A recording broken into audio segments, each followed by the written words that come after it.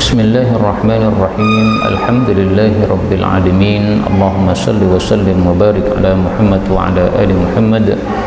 Allahumma anfa'na bima 'allamtana wa 'allimna ma yanfa'una wa zidna ilma wa barik lana fi ilmina warzuqna al-ikhlasa fil qawli wal 'amali kamila wa ilman nafi'an la yunsa wa tawfiqan daima wa sihhatan wa yaqinan wa afiyah. Allahumma iftah lana kulla khair wa yassir lana kulla umur. Allahumma ansuril mujahidin warhamil mustad'afin wa dammir a'da'ad-din wa tmis 'ala amwalihim. Amin ya rabbal alamin. Alhamdulillah kaum muslimin rahimakumullah. Kita lanjutkan pengajian kitab Umdatul Hukam dan kita masih pada pembahasan tentang Kitabuz Zakah, atau masuk pada pembahasan tentang Kitabuz Zakah, kitab tentang zakat. Hadis yang ke-133 An Ibni Abbas radhiyallahu anhuma anna Nabiyya sallallahu alaihi wasallam ba'atha mengutus Mu'adzan, Sayyidina Mu'adz, ilal Yaman, ke Yaman.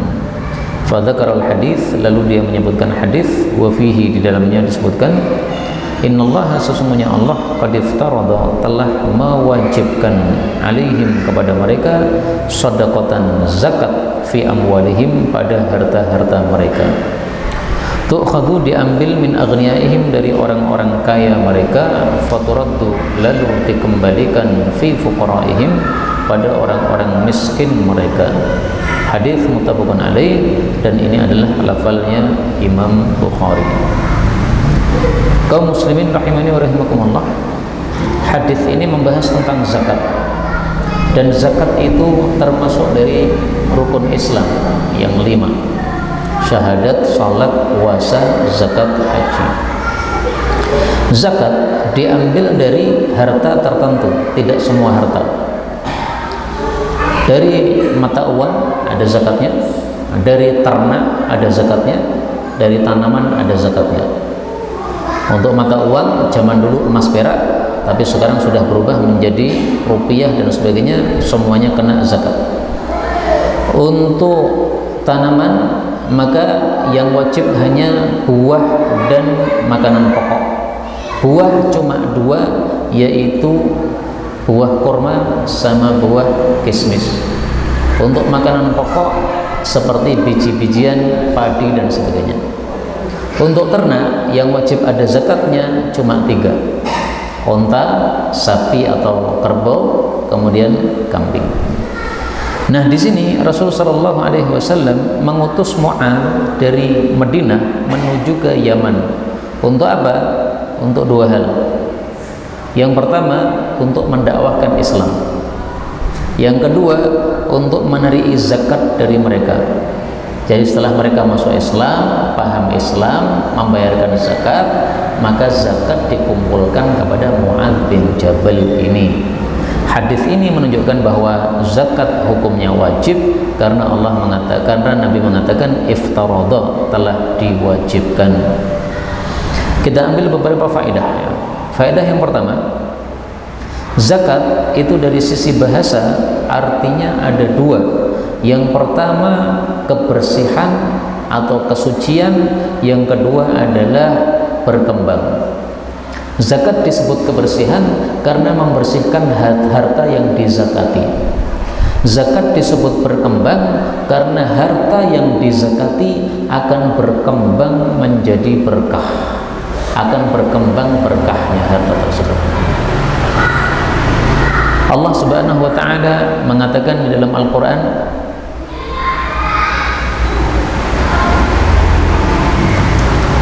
tentang zakat ini pada surat At-Taubah ayat 103, khudh, ambillah, min amwalihim, dari harta-harta mereka, shadaqatan, zakat, tutahhiruhum, yang mensucikan mereka, wa tuzakkihim biha, dan mensucikan mereka, mensucikan dan mensucikan, yaitu dengan sebab zakat tadi maka hartanya menjadi suci dan jiwanya menjadi suci dari pelit dan dosa-dosanya menjadi suci dari hati-hatinya menjadi suci dari dosa-dosa.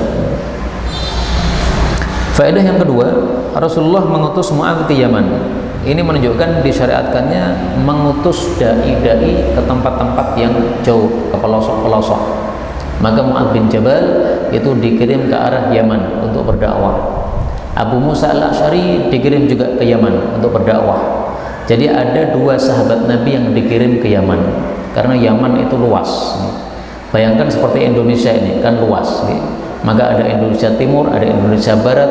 Nah, ini dikirim dua dai, satu di Indonesia Timur, satu di Indonesia Barat.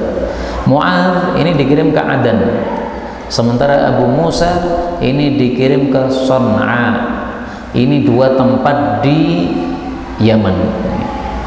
Ada satu lagi yang juga dikirim ke Yaman, tetapi tidak lama di Yaman. Namanya adalah Ali bin Abi Thalib. Dia dikirim ke Hajar. Waktu itu Hajar masih termasuk Yaman. Sekarang Hajar sudah tidak termasuk Yaman. Nah, ketika mengirim dai-dai seperti ini, hendaklah yang dikirim itu orang-orang yang berilmu. Karena kalau orang-orang bodoh yang dikirim, nanti dia akan menyebarkan kebodohan. Tapi yang dikirim hendaklah orang yang berilmu. Maka di sini Rasulullah mengutus Mu'adz, bukan sahabat-sahabat Nabi yang Arab-Arab Badui, bukan. Ya.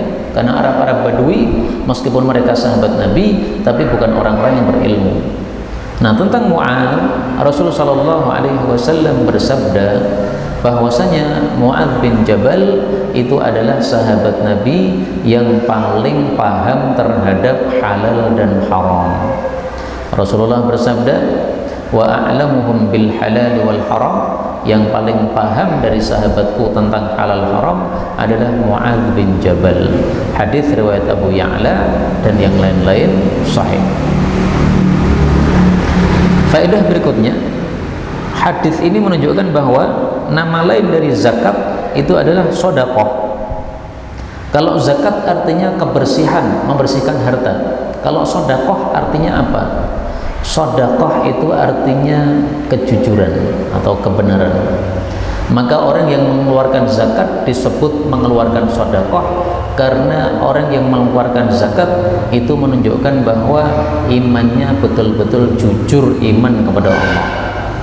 Orang yang imannya hanya di lisan tidak akan mau mengeluarkan zakat, karena manusia itu cinta dengan harta. Disuruh mengeluarkan harta tidak mau. Tapi kalau imannya betul-betul kepada Allah, dia disuruh mengeluarkan zakat, dia akan keluarkan zakatnya karena percayanya imannya kepada Allah Subhanahu wa ta'ala. Hadis ini menunjukkan bahwa zakat hanya diambil dari aghnia, orang-orang kaya. Maka orang-orang yang tidak kaya tidak wajib mengeluarkan zakat. Definisi orang kaya dalam bab zakat adalah orang yang hartanya sudah mencapai nisab. Nisab itu jumlah tertentu yang menyebabkan dia wajib mengeluarkan zakat. Kalau untuk rupiah, nisabnya rupiah itu sekarang sekitar 100 juta. Karena zaman dulu nisabnya kan pakai dinar, yaitu 20 dinar. Nah, satu dinarnya sekarang sekitar 5 juta.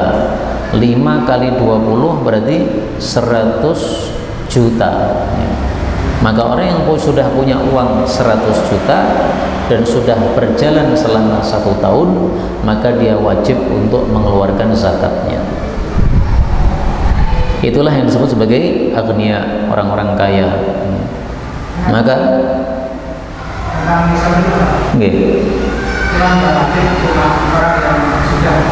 nisab. Iya. Saya pernah membaca hadis tentang Rasulullah bertemu seorang ibu dengan ditanya bahwa masih Rasulullah kamu kemarin adalah akhir dari neraka. Tanya itu dalam jalan itu terus seperti itu gimana? Iya. Ada orang pakai perhiasan emas. Kemudian ditanya oleh Nabi SAW, apakah kamu sudah menzakati emas yang kamu pakai ataukah belum? Belum. Apakah kamu pengen masuk neraka? Nah, maka ini hadisnya diriwayatkan oleh Abu Dawud 1565. Aisyah radhiyallahu anha melihat memakai cincin emas, gelang emas. Maka ditanya, wahai Aisyah, apa ini? Maka Aisyah mengatakan, ini saya pakai supaya saya berhias kepada engkau.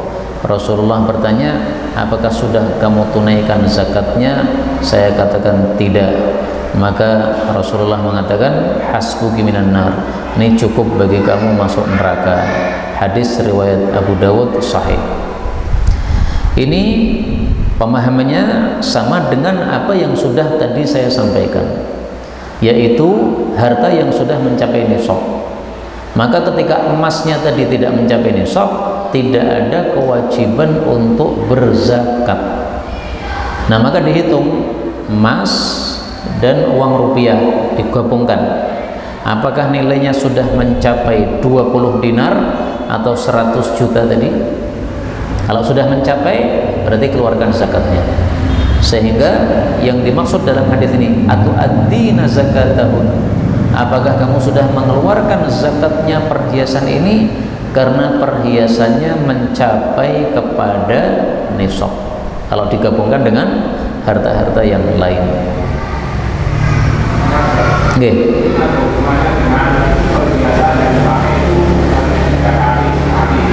Ya. Adapun pembahasan apakah zakat perhiasan ada ataukah tidak, memang ini diperselisihkan oleh para ulama. Imam Abu Dawud mengatakan babu zakatil huli, bab zakat perhiasan. Pendapat pertama mengatakan perhiasan yang dipakai ada zakatnya berdasarkan hadis ini. Pendapat kedua mengatakan perhiasan yang dipakai tidak dizakati berdasarkan hadis yang lain. Pendapat yang ketiga mengatakan perhiasan dizakati, tetapi dizakatinya itu hanya satu kali ketika pas dipakainya saja. Dan ini pendapat minoritas di antara para ulama. Saya memakai pendapat mayoritas para ulama bahwasanya zakat perhiasan itu tidak ada. Lah bagaimana dengan hadis ini? Hadis ini bicara tentang zakat perhiasan yang sudah mencapai nisab. Adapun rata-rata perhiasan yang kita pakai tidak mencapai nisab, tidak ada zakatnya sama sekali. Masalah lain kalau itu. Nih, monggo. Itu emas dipakai, itu dihitung semua harta seperti rumah, seperti itu. Yang dihitung cuma uang saja, dan uang zaman dulu emas atau perak. Sekarang rupiah. Berarti yang dihitung tiga ini. Kalau kita punya emas dihitung, punya perak dihitung, punya uang dihitung. Adapun mobil tidak dihitung, motor tidak dihitung, rumah tidak dihitung, kipas angin, AC semuanya tidak dihitung, TV tidak dihitung. Yang dizakati cuma tadi yang saya sebutkan, mata uang sama ternak sama tanaman. Selain tiga ini tidak ada zakatnya. Kemudian hadis ini menunjukkan bahwa zakat itu diberikan kepada fuqaraihim, orang-orang fakir dari mereka. Mereka ini mereka siapa? Mereka umat Islam. Berarti zakat tidak boleh diberikan kepada orang kafir. Saya punya tetangga kafir, saya kasih zakat saya, tidak sah, harus diulang lagi. Berarti saya harus mengeluarkan zakat lagi. Fuqaraihim, orang-orang fakir mereka. Mereka siapa? Mereka orang-orang Yaman. Berarti zakat itu jangan dipindah dari kota di mana dia diambil. Zakatnya orang Solo, kasihkan orang Solo. Zakatnya orang Indonesia, kasihkan orang Indonesia. Jangan zakatnya orang Indonesia dikirim ke Palestina. Yang Indonesia saja masih miskin banyak, malah dikirim ke Palestina. Bagaimana itu? Kemudian hadis ini sekaligus menunjukkan bahwa zakat boleh diberikan kepada sebagian saja dari 8 orang yang berhak mendapatkan zakat. 8 orang yang berhak mendapatkan zakat disebutkan di dalam Al-Quran surat At-Taubah. Innamas sadaqatu lil fuqara'i wal masakin wal 'amilina 'alaiha, ayat 60. Zakat diberikan untuk fakir, miskin, amil yang diangkat oleh khalifah, orang yang mu'allaf, budak, orang yang berhutang, fi sabilillah, jihad, ibnu sabil. Nah, ternyata dari 8 asnaf ini tidak harus dibagi merata semua. Seandainya hanya diberikan kepada fakir tok boleh, karena di sini faturaddu fi fuqaraihim, kembalikan kepada orang fakir. Berarti yang 8 ini hanya diambil satu, yaitu orang fakirnya saja yang dikasih. 7 asnaf tidak dikasih, nggak apa-apa. Dan ini adalah pendapat mayoritas para ulama. Menyelisih mereka mazhab Syafi'i.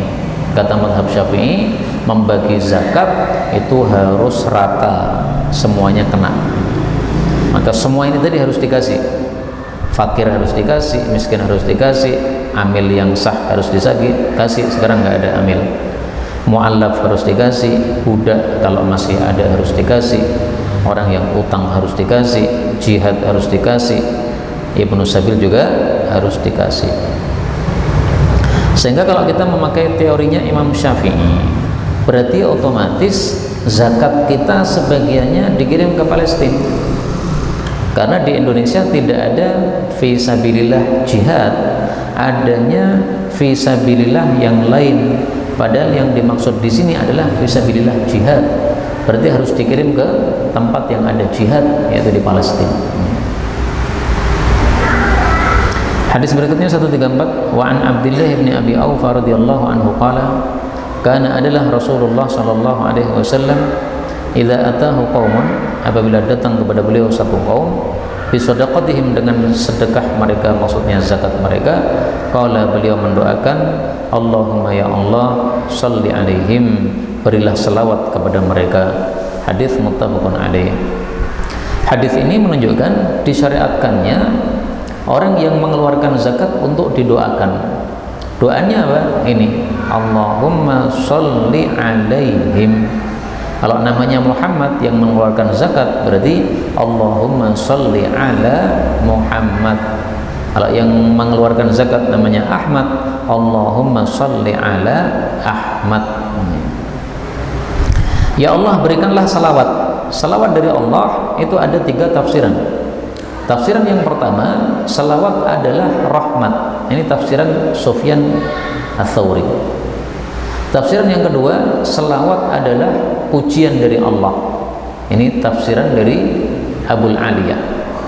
Tafsiran yang ketiga, selawat dari Allah adalah ampunan dari Allah Subhanahu wa ta'ala. Nah, mudah-mudahan 3 tafsiran ini semuanya benar. Kenapa? Karena Rasulullah bersabda, siapa yang 1 kali selawat kepada Nabi, Allah kasih dia 10 selawat. Maka kalau tafsiran tadi 3-tiganya benar, berarti setiap kali kita mengucapkan Allahumma sholli ala Muhammad, kita mendapatkan 10 rahmat, mendapatkan 10 pujian dari Allah, dan mendapatkan 10 ampunan dari Allah Subhanahu wa ta'ala. Hadis 135, an Abi Sa'id radhiyallahu anhu. Ini mestinya kurang, ya. Radhiyallahu anhu. Kemudian ada tambahan, qala Rasulullah sallallahu alaihi wasallam. Laisa, tidak ada, fima duna, di bawah, khamsati awsuqin, 5 wasak, min tamrin, dari kurma, wala habbin, tidak pula biji-bijian, shadaqatun, tidak ada zakatnya. Hadis riwayat Muslim, dan asal hadis ini muttafaqun alaih. Hadis ini menunjukkan 2 hal. Yang pertama, zakatnya tanaman itu nisabnya adalah 5 wasak. 5 wasak, 1 wasaknya itu adalah 60 sok. Berarti 5 wasak ini adalah 300 sok.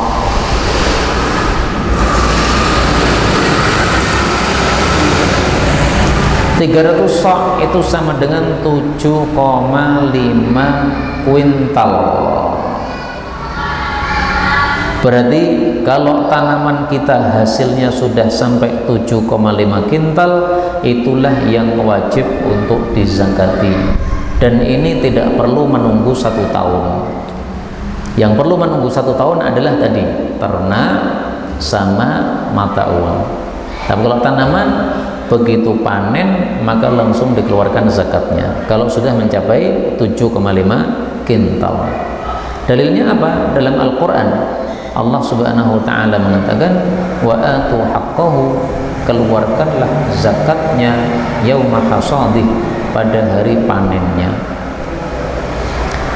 Kemudian ngitungnya 7 kintal ini adalah tanpa kulitnya. Jadi kalau padi ketika masih berada dalam gabah kita timbang beratnya 7 kintal, maka ini dipastikan tidak ada zakatnya karena masih ada kulitnya. Dari 7,5 kintal, kalau kulitnya dihilangkan itu paling tersisa sekitar separuhnya, berarti tersisa sekitar 4 kintal, berarti nggak ada zakatnya. Maka yang dihitung itu adalah biji murni tanpa ada kulit padanya.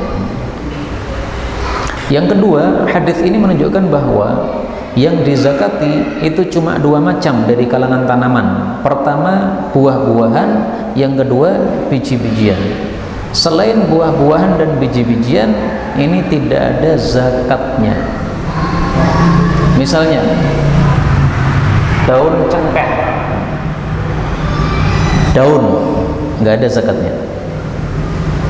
Daunnya dijual mahal tapi nggak ada zakatnya karena yang dizakati cuma tamrin, ini buah, habbin, ini biji.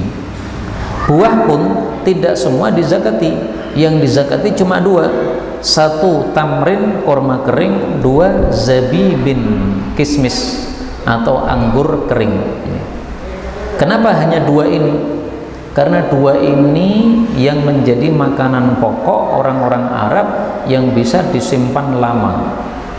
Kalau buah semangka nggak bisa disimpan lama, mangga nggak bisa disimpan lama, pisang nggak bisa disimpan lama, maka tidak ada zakatnya. Kemudian biji-bijian yang ada zakatnya ini adalah biji-bijian yang sifatnya itu qut. Qut itu artinya adalah makanan pokok. Maka makanan pokok di Indonesia beras, berarti biji padi yang ada zakatnya. Adapun selain itu tidak ada zakatnya. Misalnya apa? Kita nanam cabai. Cabai dalamnya kan juga ada bijinya tadi. Nah, itu tidak ada zakatnya. Karena tidak ada orang menjadikan cabai sebagai qut atau makanan pokok. Seandainya Indonesia itu makanan pokoknya adalah cabai, seandainya, maka kalau kita tanam cabai itu ada zakatnya. Lah terus gimana dong? Ini ada petani padi, dia wajib mengeluarkan zakat, padahal hasilnya nggak banyak. Ini ada petani cabai, tidak wajib mengeluarkan zakat, padahal hasilnya besar. Ketahuilah bahwa cabai itu memang tidak ada zakatnya ketika masih jadi cabai, tetapi ada zakatnya ketika diperjualbelikan. Itu namanya zakat tijarah, zakat perbisnisan. Sama juga, saya punya rumah nggak ada zakatnya, tapi kalau rumah saya bisniskan nanti terkena zakat bisnis. Saya punya mobil nggak ada zakatnya, tapi kalau saya bisniskan mobil itu nanti ada zakat bisnis. Meja ini nggak ada zakatnya, Pak. Oh, panjangan punya 1 triliun meja, nggak ada wajib zakat meja, nggak ada. Tapi ketika meja ini panjenengan perjualbelikan, maka saat itu ada zakat perbisnisan. Hadis 136. Wa Nabi Hurairah radhiyallahu anhu, anna Rasulullah sallallahu alaihi wasallam qala, wa fir rikas, di dalam rikas al-khumus ada zakat 1/5. Hadis muttafaqun alaih. Yang disebut rikas itu adalah harta karun.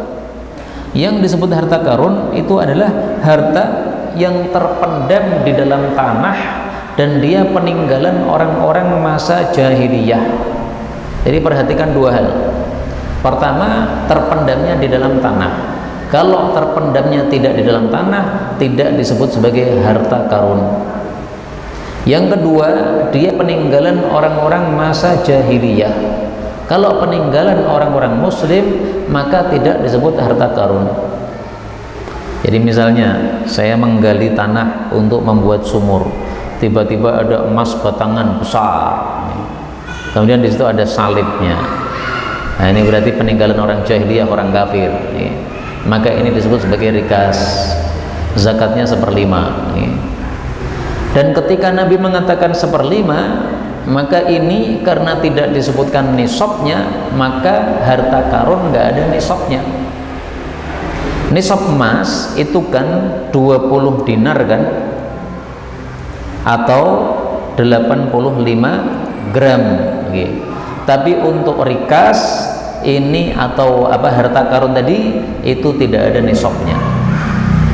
Seandainya saya mendapatkan harta karun berupa 80 gram emas, seandainya, ini tetap wajib untuk dizakati karena harta karun itu tidak pakai nisab. Dalilnya hadis ini, Rasulullah hanya mengatakan di dalam harta karun ada zakat 1/5, tidak dikatakan harus mencapai nisab. Kok banyak sekali 1/5? Karena kita mendapatkannya tanpa usaha yang lelah. Kita menggali sumur tujuannya untuk membuat sumur, mencari air, malah tiba-tiba Allah munculkan di situ emas batangan. Berarti kita mendapatkannya tidak lelah. Berbeda dengan yang namanya adalah ma'din. Kalau ma'din itu pertambangan. Pertambangan zakatnya tidak sampai 1/5. Kenapa? Pertambangan membutuhkan biaya besar. Saya harus menggaji karyawan, kemudian saya harus menyewa alat-alat berat untuk membuat tambang tadi. Kemudian setelah saya mendapatkan emasnya harus saya olah dulu, tidak bisa langsung dipakai.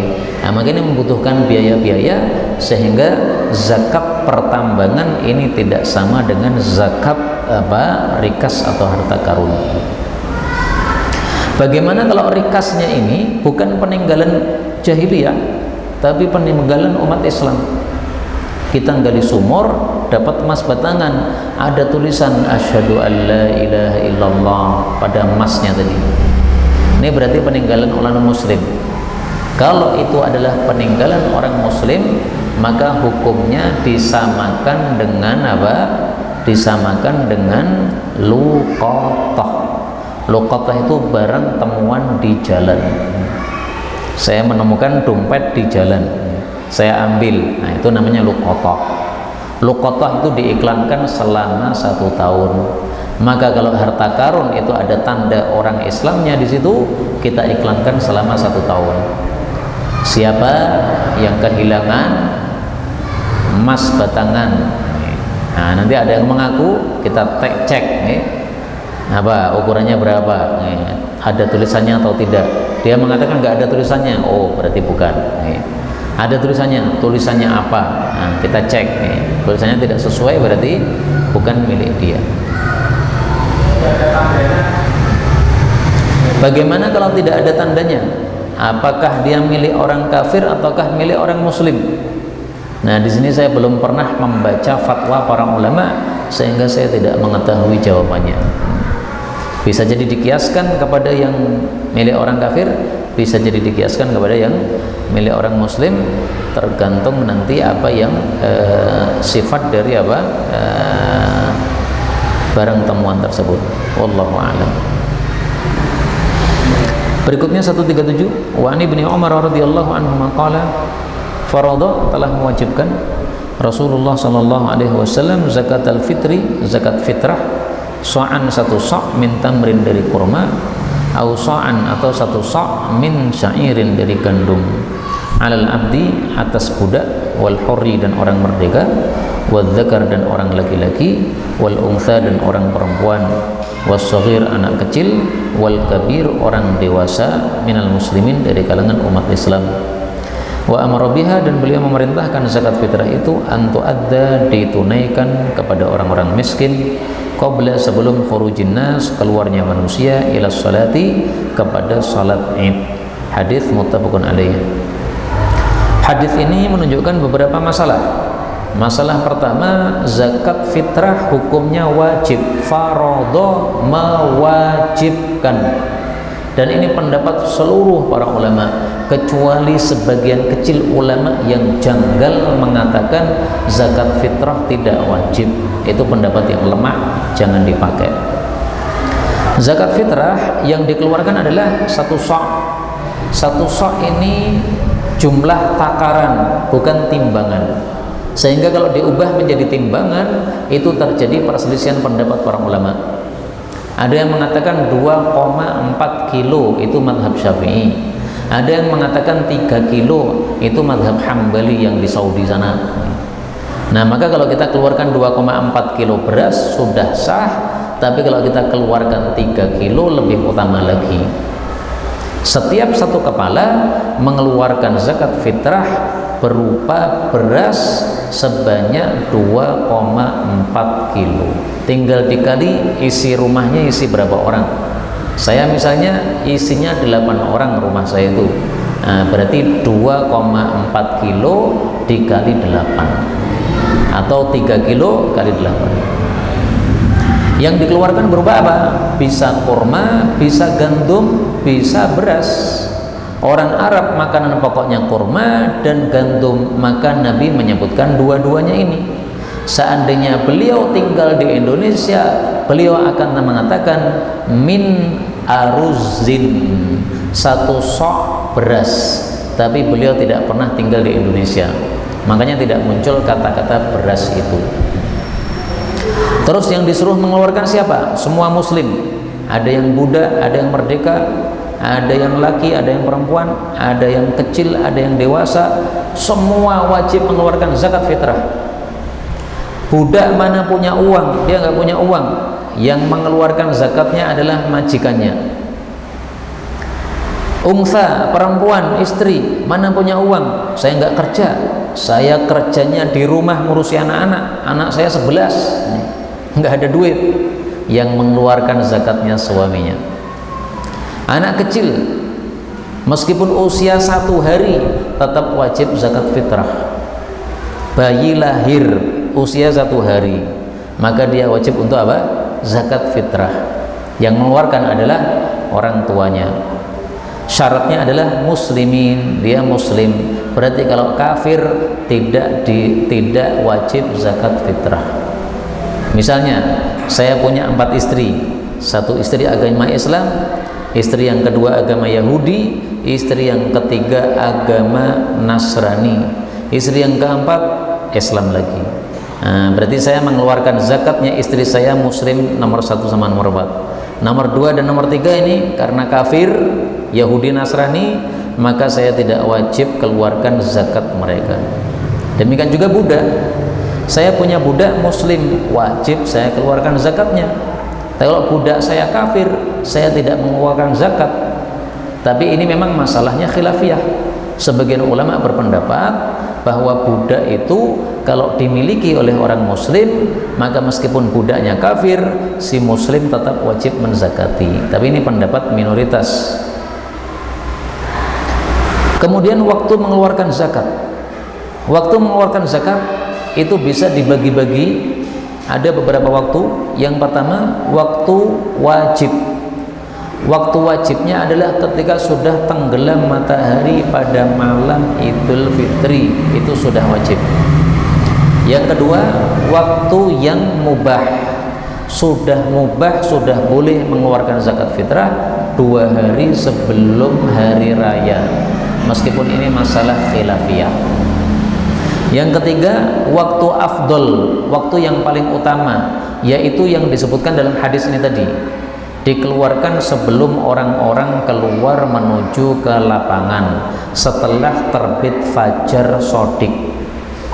Fajar sodik terbitnya pas adzan subuh jam 4. Nah, mulai jam 4 adzan subuh sudah mulai paling utama kita keluarkan zakat fitrah sampai sebelum orang-orang ke lapangan. Ke lapangan jam berapa? Jam 6. Nah, sampai jam 6. Dari jam 4 sampai jam 6, 5, 6, 2 jam. Kemudian waktu yang makruh, yaitu masih boleh mengeluarkan zakat fitrah setelah sholat id sampai tenggelam matahari pada hari tersebut. Tapi makruh. Kenapa? Karena sudah habis waktunya yang utama. Atau lebih tepatnya bukan makruh, tetapi adalah khilaful aula, menyelisih yang lebih utama ya. Lebih tepatnya apa? Bukan makruh tapi khilaful aula, menyelisih yang lebih utama. Inilah kaum muslimin rahimani wa rahimakumullah, fikih ringkas tentang zakat, termasuk di dalamnya adalah zakat fitrah yang dikeluarkan di akhir bulan Ramadan. Semoga Allah Subhanahu wa taala menerima semua ibadah kita, termasuk ibadah zakat fitrah yang biasa kita keluarkan dan semua ibadah yang lainnya. Amin ya rabbal alamin. Walhamdulillahi rabbil alamin. Monggo Ustaz.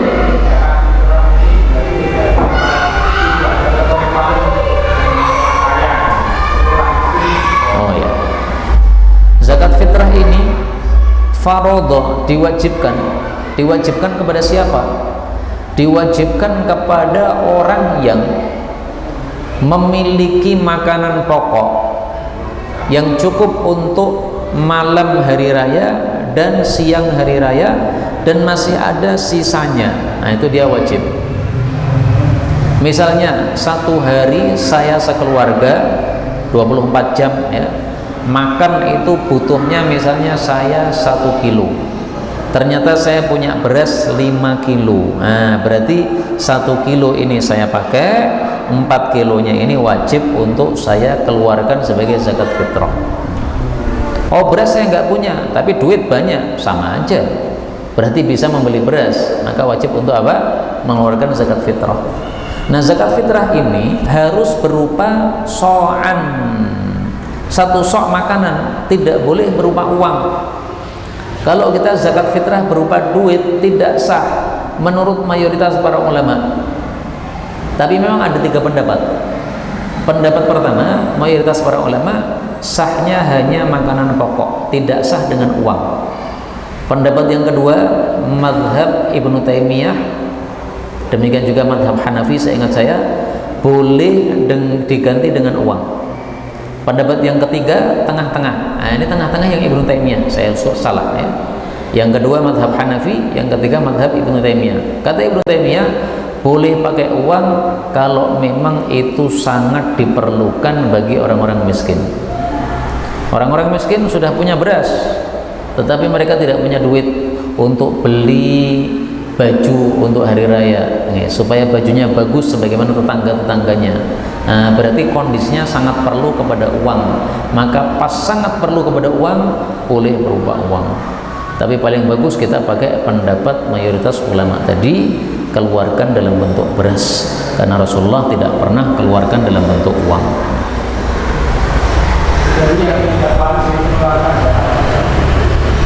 Yang tidak wajib adalah yang tidak memiliki beras yang cukup untuk dia sekeluarga selama malam hari raya sampai siang hari raya. Yang tidak punya itu tidak wajib keluarkan zakat. Tapi yang punya wajib keluarkan zakat. Terus saat itu dia tidak mampu sama melakukan, setelah itu dia menerima zakat dari orang lain banyak, itu terus mampu. Kalau dia mendapatkan zakat fitrah yang zakat fitrahnya itu cukup untuk malam hari raya dan 1 hari raya, maka dia kemudian setelah itu mengeluarkan, wajib untuk mengeluarkan. Maka bisa jadi seseorang itu mengeluarkan zakat fitrah plus menerima zakat fitrah. Misalnya di rumah saya cuma ada 5 kilo, saya nggak punya apa-apa, dan saya makan cukup 1 kilo, berarti 4 kilo saya keluarkan zakat. Begitu saya keluarkan zakat, esoknya orang-orang ngirimi zakat kepada saya, banyak yang ngirimi sampai tertumpuk menjadi 1 kental, boleh. Jadi saya keluarkan 4 kilo malah dapat 1 kental halal. Wallahu a'lam bishawab. Alhamdulillahirabbil alamin.